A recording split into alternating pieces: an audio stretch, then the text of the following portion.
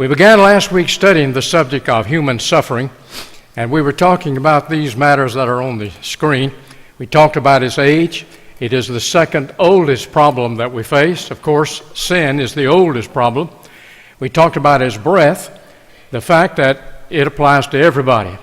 We don't know of anyone who has never suffered in some way. We talked about its seriousness.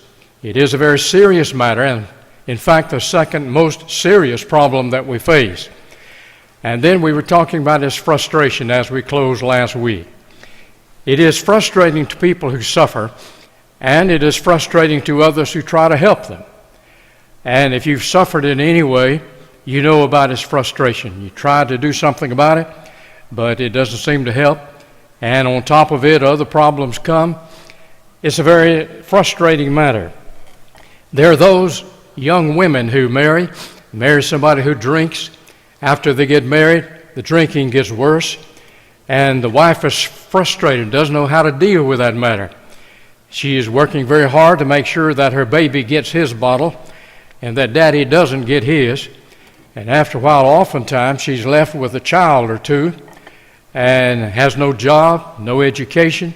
He has no way to make a living, and it seems very frustrating to her.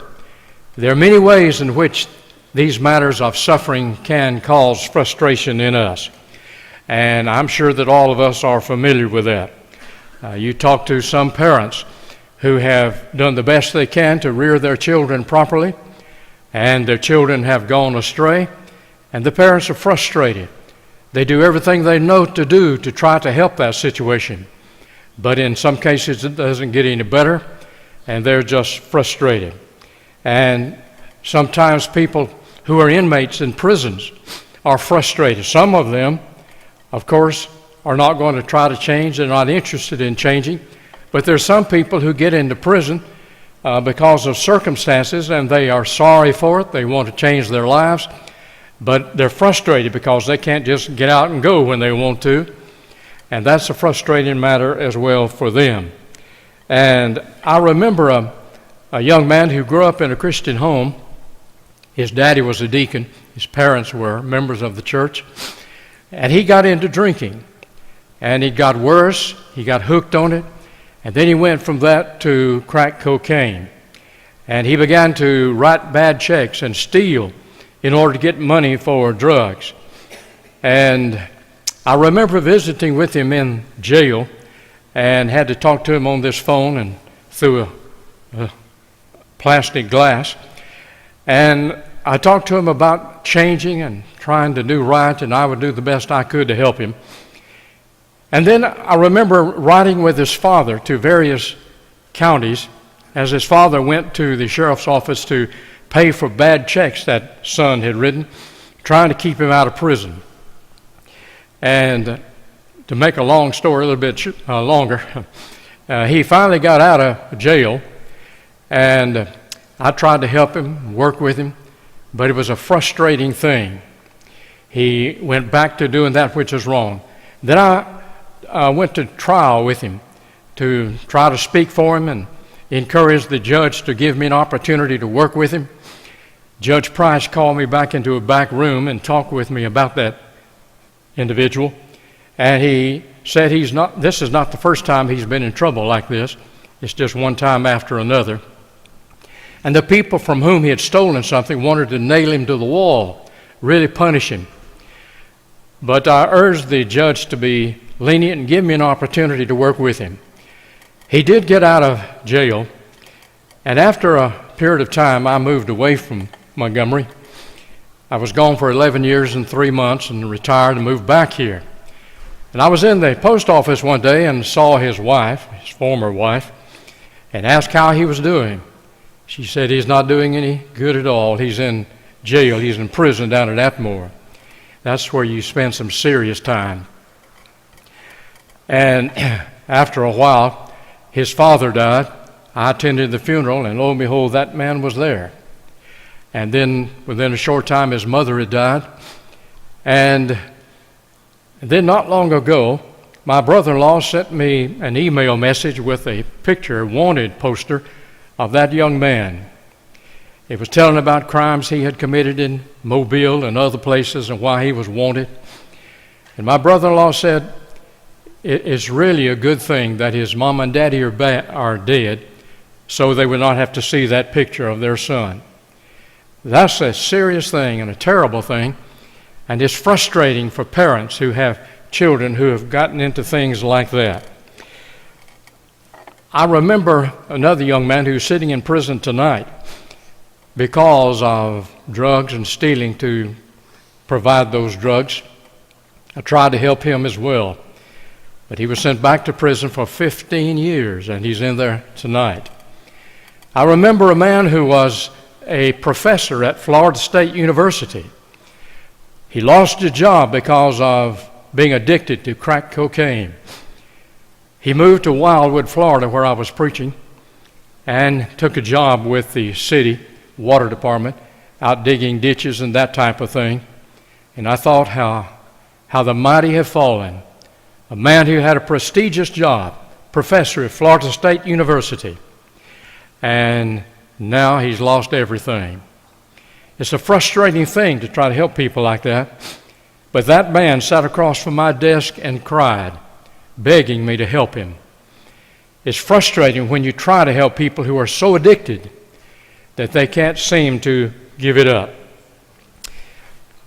When you think of these things, it's easy to see why sin is such a serious matter and why the wages of sin are sometimes very high. You have to pay a high price for it sometimes, and it's frustrating.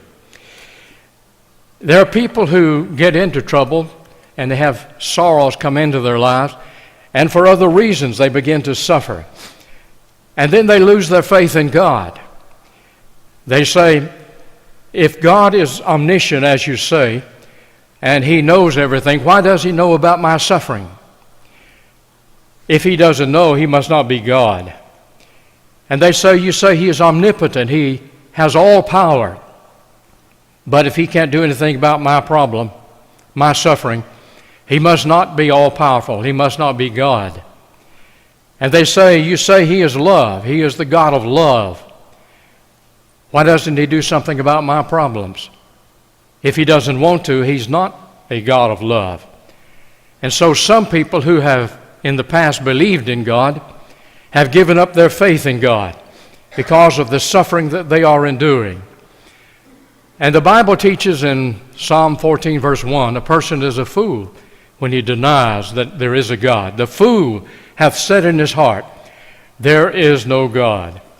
And so it is a very serious matter, and I think it's good that we're spending some time studying these matters to see if we might be able to help with them. Last week, I referred to Genesis chapter 2 and the fact that God had placed man in the garden, and He said on that occasion, of every tree of the garden thou mayest freely eat, but of the tree of the knowledge of good and evil thou shalt not eat of it. For in the day that thou eatest thereof thou shalt surely die. We were pointing out the fact that suffering came into the world because of sin. Now, after I quoted that verse after the class last week, my wife told me that I had a slip of the tongue and I misquoted that verse or those verses. And that could happen, all right. Preachers sometimes get their tongue up when they get to thinking, get their tongues in gear before their mind gets going. I heard about a preacher who was preaching on one occasion. He was talking about Samson, strongest man in the Bible. And while he was preaching, his wife would constantly shake her head like that. And after services, and they were on the way home, he asked his wife, why were you shaking your head? She said, what were you preaching on tonight? He said, I was preaching about Samson, the strongest man in the Bible. She said, no, you weren't. He said, I was talking about Samson. She said, why then did you keep calling him Tarzan? Sometimes our minds can get distracted just a little bit and we might say the wrong thing. But I know you folks are the cream of the crop, and if I misquote a verse, you'll probably know it all right, but you'll know what the Bible has to say about it. But now when we think about this problem, we think about the fact that some people lose their faith because of it. And as I said last week, how does that help a person? If a person gives up his faith in God, how's that going to make him any better? It's not going to remove any problem, and he's given up his only hope for help with the problems. And so it's a foolish thing to give up one's faith. Tonight, I'd like for us to begin to talk about why people suffer. This is the heart of the matter. This is the question in which most people are interested. Why do people suffer? Well, let me ask you in the beginning, is it wrong for a person to ask, why am I suffering like this?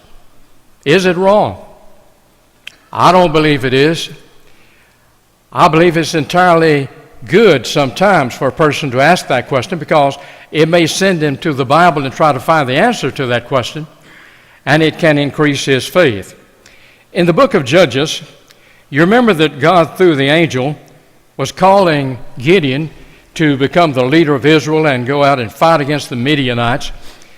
And in Judges chapter 6, verse 13, we read, "And Gideon said unto him, O my Lord, if the Lord be with us, why then is all this befallen us?" Isn't that the same question we ask? Many people ask that question. Why have these things befallen us? Why are we suffering like this? And I think it's a good thing to ask it if we react to it in the right way. If it causes us to go to the Bible and try to find the answer to that question, it can be a good thing. But this very question has caused the minds of some people to wander a bit. I remember a man who died over in Atlanta when I was preaching there. Good friend of mine. He and his wife were faithful Christians. They had 3 children, and she was expecting a 4th child. And the 4th child was a little girl. They already had 3 boys, and that child was born after he died. He went to work one Monday morning, and about 10 o'clock he slumped over on his desk, and for all practical purposes he was dead of a heart attack. They rushed him to the hospital and tried to save him, but they could not. And one of their little boys said, "Why did my daddy have to die? He was only 38 years old. Brother Dodson didn't die. He was 80-something years old."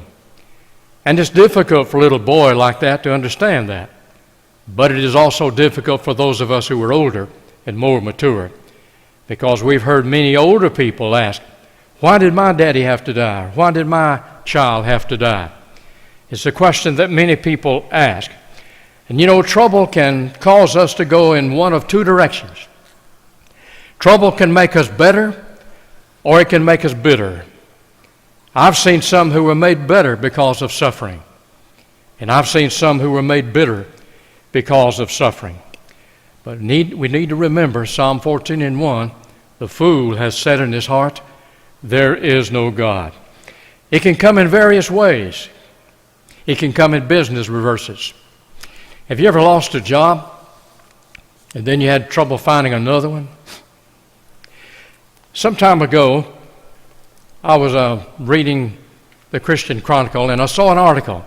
It had a picture on it, and I recognized him because he was a member of the church where I was preaching in Houston.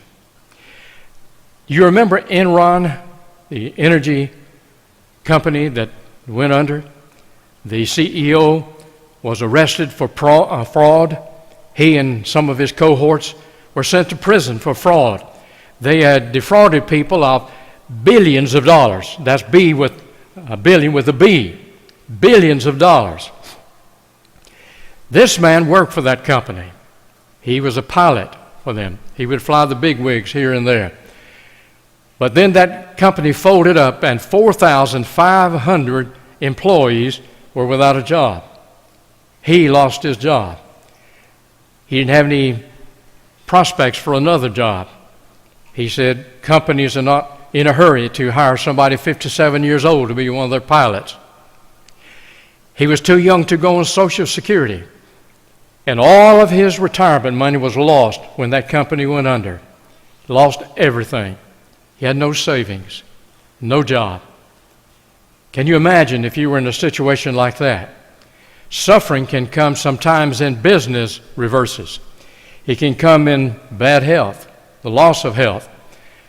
A number of us in this audience tonight can speak to that. We all understand what that is like. It can come in other ways. It can come in bereavement. You can lose a loved one. And we all understand how that can cause us great suffering. So suffering can come in a number of ways. And we'll be talking about a number of these ways as we go along. But I say it is not wrong for us to ask, why has this happened? Why am I suffering like this? Because it can increase our faith. I began to study this subject several months ago, and today my faith is stronger than it was then. And I've studied that subject more than I have any other subject. And I believe it can do that for you as well. If you will study that subject, study what the Bible has to say about it, it can increase your faith. Why then do people suffer? Well, no one can give a complete answer to that question. I emphasized the fact last week that I will not be able to answer every specific question you may have about suffering. You may suffer in some way, and you may ask me, why am I suffering in this way? I may not be able to answer that question for you. I know there are some situations that I have not been able to understand. I remember a number of years ago when I was preaching for a church in Atlanta. We had a young couple there who were dear friends of mine. When they married, the young man was not a Christian, but I studied with him and baptized him, and they became dear friends. There came a time when their first child was born. And when that little baby girl was born, the umbilical cord was wrapped around the neck, and she was not able to get oxygen for a period of time. And it caused some severe problems for that little girl. Over a period of time, she began to improve. In the beginning, they weren't sure she would live or die. But after a while, she improved and lived, but there were some serious problems. When she was 9 months old, she couldn't sit up by herself. And the doctor said she will probably never be able to walk. She will never be able to dress herself. And she may not be able to feed herself. And if you should ask me, why did that little girl suffer like that? I'd have to say, I don't know. I'm confident that you have run into some situations like that, and you didn't know why that particular thing happened. But it happens sometimes. I'd like for us to consider this question, though. Why do people suffer? I don't know. I'm glad to tell you that little girl lived, and her mother and daddy loved her and raised her, but raised her in a wheelchair.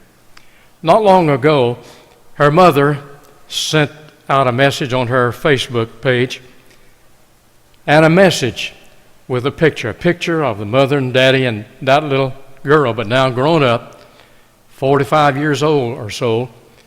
She'd never been able to work to take care of herself, but she was able to volunteer work in a children's hospital.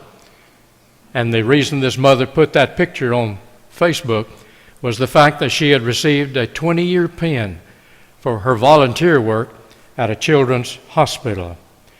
Good things sometimes can come out of bad things. And we may not ever know why those particular things happen. But I'd like for us to consider that question. Why do we suffer? And there are two preliminary questions that we need to consider.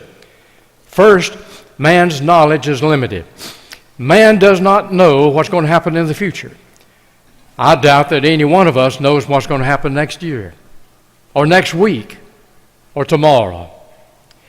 And if you base your decision about some situation that you're in, you may be wrong.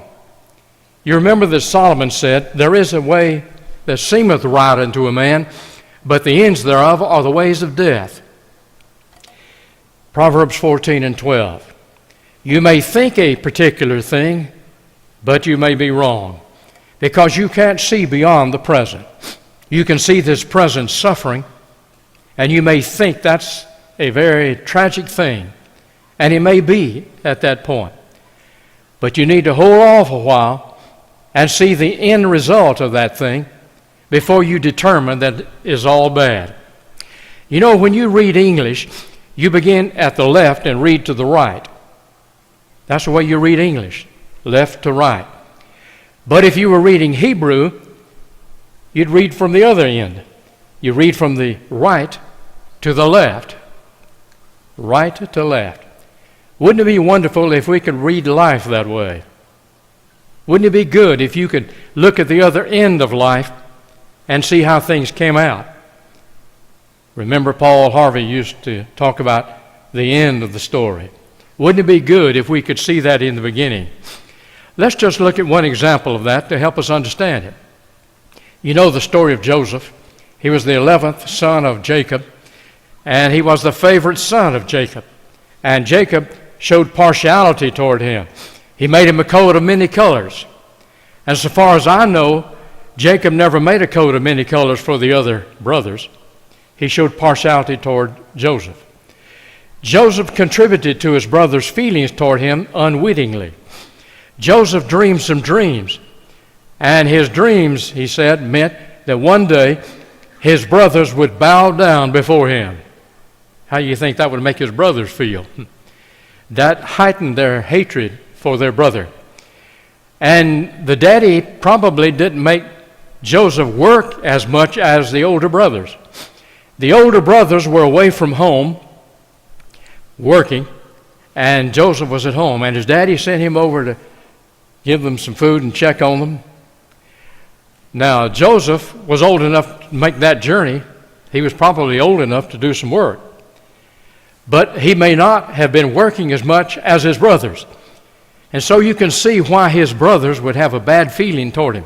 When Joseph came up to those brothers over yonder somewhere, they said, "Here comes the dreamer."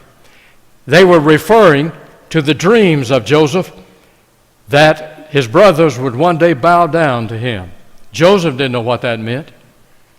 But Joseph had not read the end of the story. You know what it means, because you've seen the other end of it. You've read the end of the story. Those brothers said, "Let's kill him." And one of his older brothers spoke up and said, "No, let's not kill him."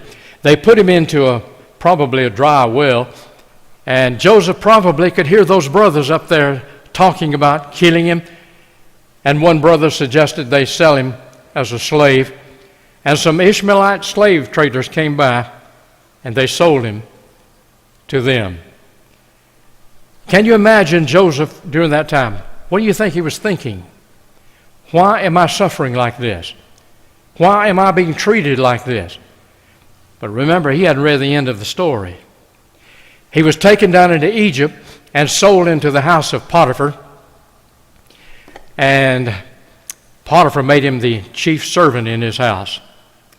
But Potiphar's wife lusted after Joseph and tried to persuade him to engage in immorality with her.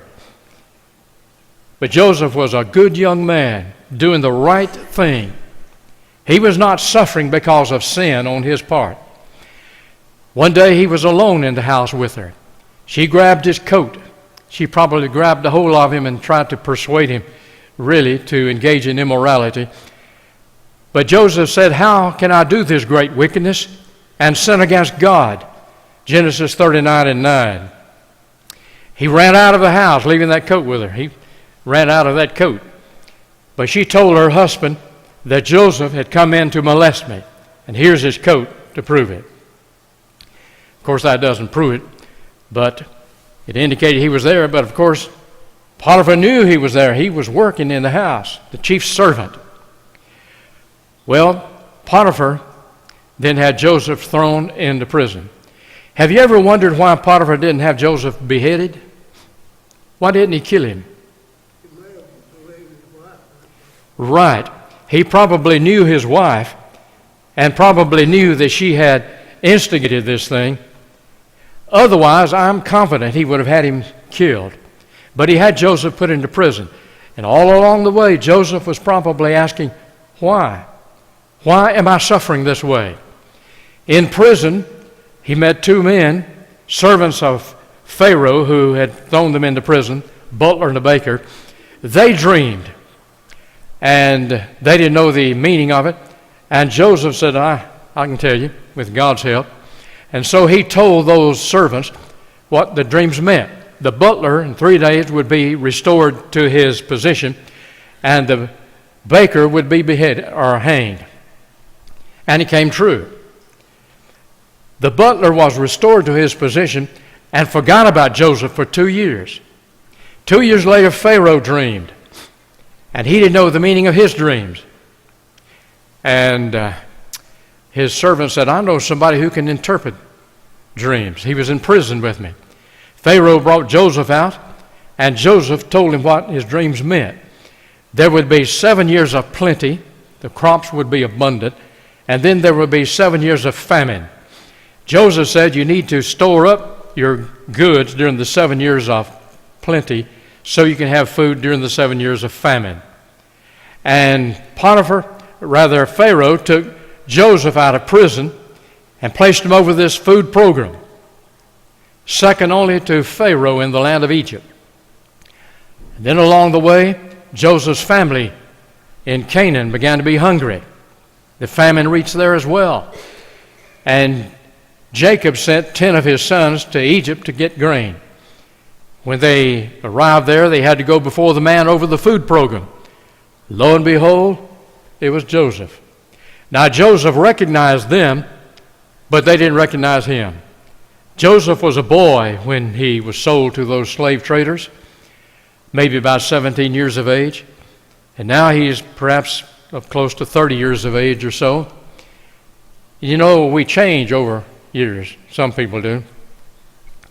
Recently, someone saw me for the first time in a good while, and they said, you still look the same. And I said, I've always looked fat and dumpy then, huh? We do change after a while, and especially when one goes from being a teenager up to a young adult. They didn't recognize him, but Joseph recognized them. And then you remember the story. After a while, he had them to come back to get grain and bring Benjamin. And on that trip, he made himself known to them and then brought his family down into Egypt to live. Now Joseph is beginning to understand why he's suffering. When he brought his family down into Egypt to live, his brothers became very much afraid, especially after they learned who Joseph was and the power he had. They said, he's probably going to put us to death because we sold him into slavery. Well, after a period of time, Jacob died. And these boys thought, now, surely he's going to take vengeance on us now. But you remember what Joseph said. Let me just paraphrase what he said. You meant it for evil, but God meant it unto good, that he might save my people. Joseph has come to understand why he went through that suffering. God was using all of those events to place Joseph in a position in which he could save the nation of Israel from starvation. He understands more now. Well, what I'm saying is, let's follow the example of Joseph before we determine that this particular thing that I'm suffering is the greatest tragedy that could happen. Right now, it may be something bad. You may suffer. But if you'll wait a while and see the other end of things, you may change your mind. So what we mean by this, man's knowledge is limited, is that he can know only what's right now. He may not know what tomorrow will bring. And if he will wait a while, God may bring good out of that particular thing. Man's knowledge is limited. To bring it up to date, there was a young lady who was engaged to a man to be married. And just before the wedding, he called off the wedding. She thought her walls had caved in on her. She was very upset and thought that God had mistreated her. But then after a period of time, she met another man, fell in love with him, and they married. And she found happiness in her home that she likely would not have found with that first man who didn't really love her. And then she would say, I'm glad I didn't go through with that first marriage. We too need to wait a while before we evaluate things And then perhaps we can see God at work, making this thing work together for our good. Now, I've had an experience like that, and I'm sure you have. Something happened, and at first I thought it was a terrible thing. Not through any fault of mine, but something happened. But then other doors of opportunity were open to me as a result of it, and now I believe it was God's providence, saving me from something that was not going to be good, and I got into something that worked out very, very well. I believe it can happen to us if we have the right attitude, wait a while, trust in God, live right, and then look to see how God can bring good out of that particular thing. The second thing we need to remember is that man's conception of what is good is often mistaken. Now, sometimes we think a thing is bad, but it might be good, really. Somewhere I read the story of a ship that sunk out in the ocean, and it broke all apart in a storm, and one survivor got on a plank, and the waves carried him into shore on a deserted island. And some of the goods from that ship that broke up came also into shore, and he used them to build him a little hut to protect him from the elements. And one day he went out exploring, trying to find food and see if anyone else was there. And when he came back to his hut, he saw it on fire. Smoke was just billowing up from that little hut he had built. And he thought, why in the world is this happening to me? I've survived the ship, but now I'm on an island by myself. No one knows where I am, and now my hut is burned out. But after a while, he saw a big ship out from the island that stopped out there, and a boat came in from that ship. And the captain of that ship said, we saw your smoke signal, and we came to help you. He thought it was something bad in the beginning, but after a while, it turned out to be something good. Now that can happen to us. If we will wait a while and use the right method of determining if a thing is good or bad, then we can get through it all right, and we can find good in it. How do we determine if a thing is good or bad? How do people normally determine if a thing is good or bad? I believe this is it. Almost universally, we say if a thing brings me pleasure, it's good. If it brings me pain, it's bad. Isn't that right? Is that a good method to determine what's good or bad? No. A thing can be pleasurable but sin. Correct? A person can engage in fornication, and it could be pleasurable, but he can lose his soul if he doesn't repent. You see, a thing is not necessarily good because it brings pleasure. Well, suppose a thing brings pain. Is that necessarily bad? No. Suppose you put your hand on a hot stove. What do? You immediately take it off. Why? Because you felt pain. Pain can be a means of protection. It can be something good. So a thing is not necessarily bad because it brings pain. We need to use the proper weight, scales, yardstick, whatever you're going to use, you need to use the proper one. What is wrong with that method of determining right or wrong? If it brings me pleasure, it's good. If it brings me pain, it's bad. What's wrong with that? Sir? All right.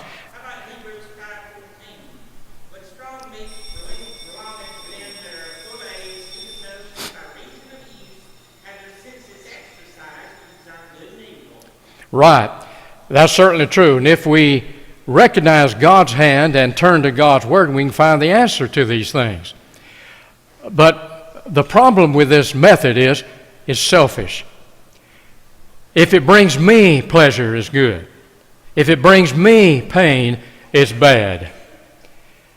It's removed God from the center and placed us at the center. That's what's wrong with that method. But rather we need to go to God's method. What is God's method? What is man's purpose on earth? His main purpose? To have happiness and pleasure? No. In Ecclesiastes 12:13, remember that Solomon said, "Let us hear the conclusion of the whole matter. Fear God and keep His commandments, for this is the whole duty of man." The whole of man. This is what life is all about. To fear God and glorify God and to become as godlike as possible. That's why we're here. Now, of course, God wants us to have joy in life, and He's told us how to do it. He wants us to have pleasure in good things. He's told us how to do that. But our main purpose is not to have happiness and pleasure. Our main purpose in being here is to honor God and to become as godlike as possible. Now, if we are all agreed on that, then what will be the method of determining what's good and what's bad? I believe this is it. I think all of us would agree. If it brings me closer to God, it's good. If it takes me away from God, it's bad. Isn't that right? Whatever it is that brings me closer to God is good. There might be suffering. There might be illness. It might be poverty. Sometimes affluence and having good health and all of that is not the best thing for us. It might cause us to think we can take care of ourselves. We don't need God. I believe that was the trouble with Ted Turner. You remember that he had a great deal of money, but he was a person of the world. Do you remember when he said something like this? Religion is for the weak. It's a person who's godless who would make such a statement as that. But you see, he had all that this world has to offer. Wealth, married to Jane Fonda, rich, but that took him away from God. If a thing takes us away from God, it is not good. It might be good health. It might be affluence. It may be other things that you want to enjoy. But sometimes the thing that's good is suffering. I've known of people who were drawn closer to God because of suffering. Pleasure is not the main thing we should be interested in, but glorifying God and becoming like God. Make God the center of our lives and let Him determine what's best for us. Now, we've talked about these 2 points. Man's knowledge is limited. Man's conception of what is good is often mistaken. Those are 2 things I want us to remember as we go into what causes suffering. Now, let me suggest some ideas that people have given that are not good, not helpful. We won't have time to complete that point, but we'll think about it. There are some things that people say trying to explain suffering, but those explanations are not sound.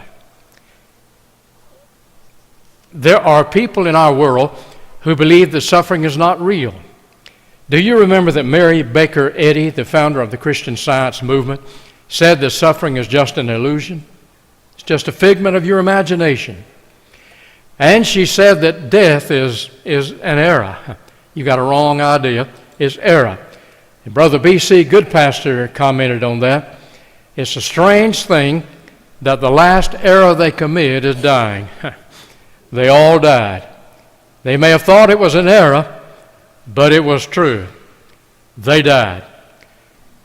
Now, that idea is so foolish, we don't need